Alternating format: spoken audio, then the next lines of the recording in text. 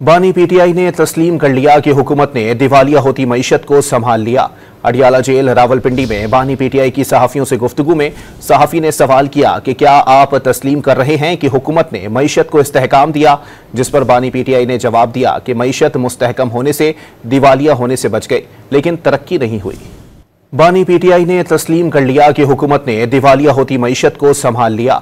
Adiala jail Rawalpindi में बानी PTI की सहाफियों से गुफ्तगू में सहाफी ने सवाल किया कि क्या आप तस्लीम कर रहे हैं कि हुकूमत ने मईशत को इस्तेहकाम दिया, जिस पर बानी पीटीआई ने जवाब दिया कि मईशत मुस्तहकम होने से दिवालिया होने से बच गई, लेकिन तरक्की नहीं हुई। बानी पीटीआई ने तस्लीम कर लिया कि हुकूमत ने दिवालिया होती मईशत को संभाल लिया। अडियाला जेल रावलपिंडी में बानी पीटीआई की सहाफियों से गुफ्तगू में सहाफी ने सवाल किया कि क्या आप तस्लीम कर रहे हैं कि हुकूमत ने मईशत को इस्तेहकाम दिया, जिस पर बानी पीटीआई ने जवाब दिया कि मईशत मुस्तहकम होने से दिवालिया होने से बच गई, लेकिन तरक्की नहीं हुई।